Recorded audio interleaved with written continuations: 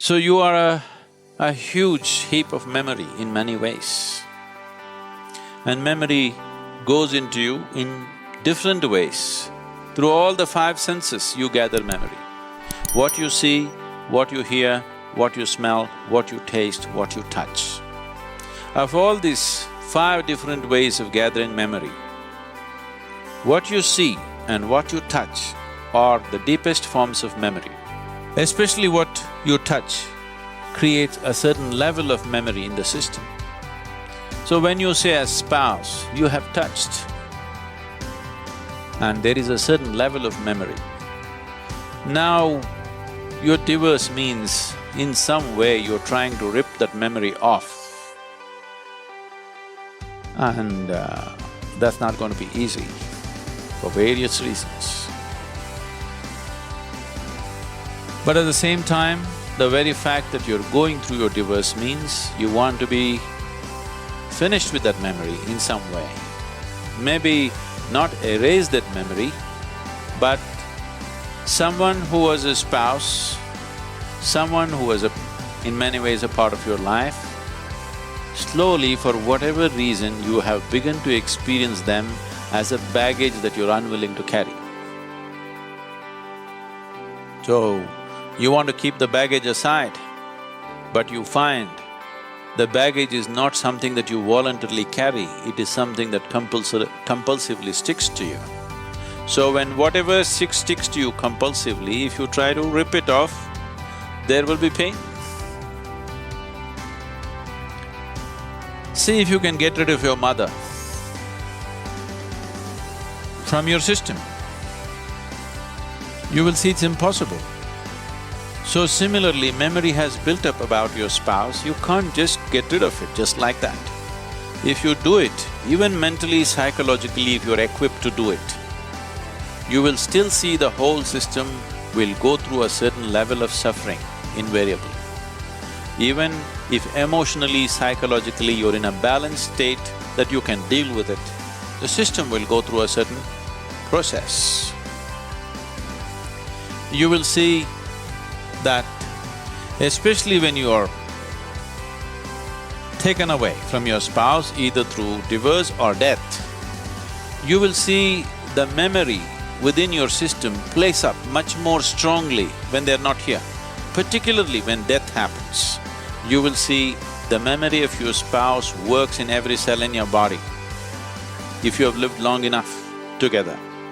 It is not just an emotional and psychological process, it is a very physical process. So divorce is a voluntary death.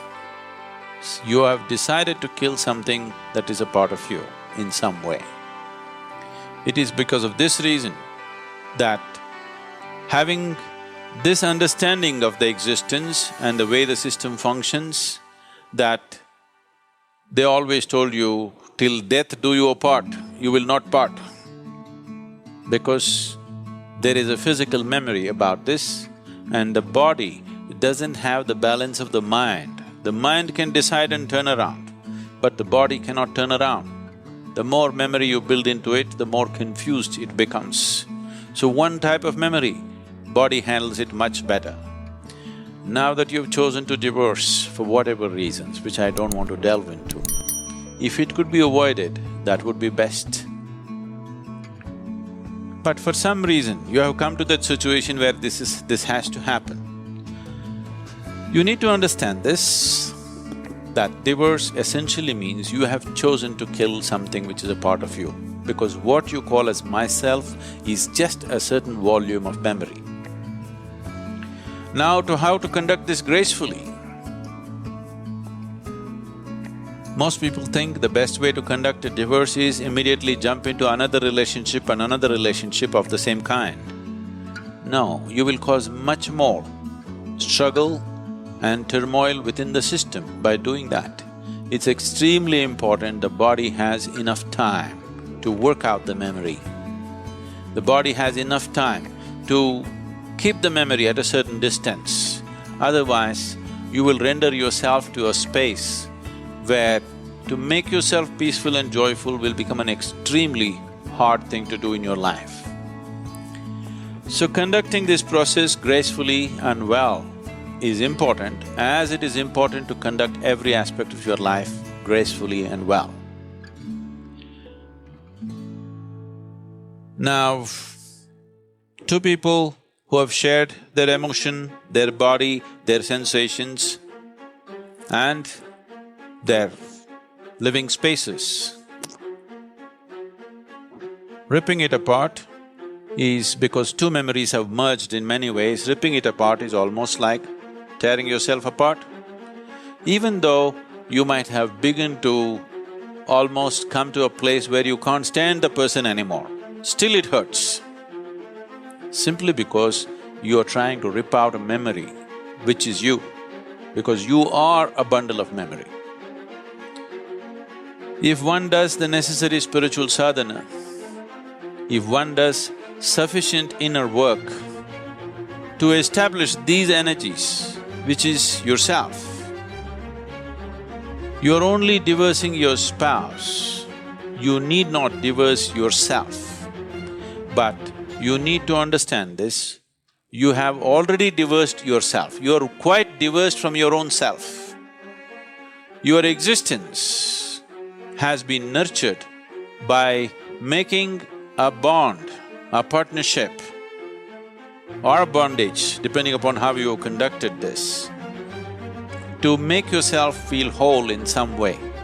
Most partnerships of this nature are made because by yourself you would feel insufficient, incomplete, but that's not how life is. This is a complete life process by itself. It does not need any assistance from outside. So now that you come to such a situation, it is time to turn inward and see. It is time that you find the completeness of what this life is. It is time you discover that this being is a complete being. It does not need any external assistance to be the way it is.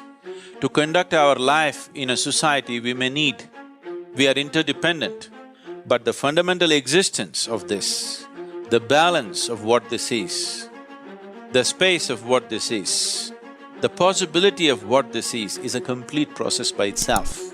Our interdependence is only according to our external requirements, but our inner existence is complete by itself. You are divorcing your spouse, which is bad enough. Do not divorce yourself from yourself.